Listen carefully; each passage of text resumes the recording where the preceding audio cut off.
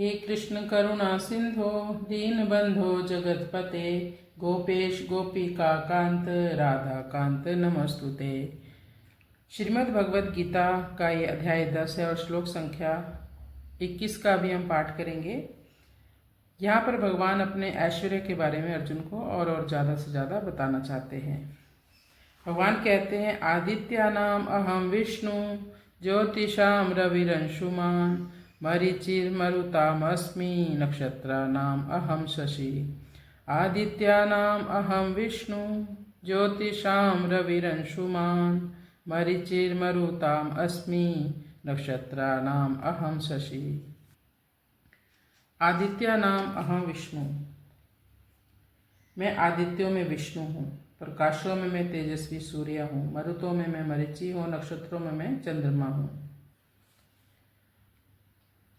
अदिति के धाता मित्र आदि जितने भी पुत्र हैं उनमें मैं विष्णु हूँ। वामन उनमें मुख्य है, यानी वामन भी विष्णु भगवान के ही अवतार हैं। तो वामन मैं हूँ।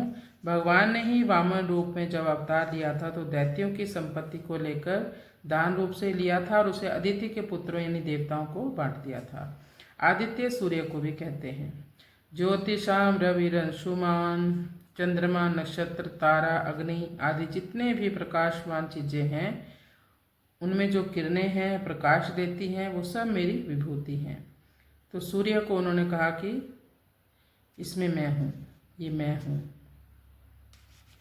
मरीचिर मरुतामस्मि, सत्व, ज्योति, आदित्य, हरित आदि नामों वाले जो 49 मरुत हैं उनका मुख्य जो तेज है मैं हूँ। उस तेज के प्रभाव से ही इंद्र के द्वारा अदिति के गर्भ के 7 टुकड़े करने पर और उन 7 के फिर 7 टुकड़े करने पर वे मरे नहीं बल्कि 1 से 49 हो गए।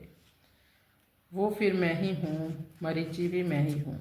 12 महीनों में जो 12 आदित्य होते हैं उनमें कार्तिक मास के सूर्य का नाम भी विष्णु है, तो वो भी मैं हूँ। नक्षत्राणाम अहम शशि, अश्विनी, भरणी, कृतिका आदि जो 27 नक्षत्र हैं उन सब का अधिपति चंद्रमा है, तो चंद्रमा मैं हूँ। इन विभूतियों में जो विशेषता यानी महत्ता है वह वास्तव में भगवान की ही है। भगवान के बिना कोई भी किसी चीज की सत्ता नहीं है। उनको भगवान ने विभूति रूप से ही कहा है, अवतार रूप से नहीं। जैसे अदिति के पुत्रों में वामन मैं हूँ, शस्त्रधारियों में राम मैं हूँ, वृष्णिवंशियों में वासुदेव श्री कृष्ण में हूँ, पांडवों में धनंजय यानी अर्जुन में हूँ। ये सब भगवान की विभूतियाँ हैं। हरे कृष्ण।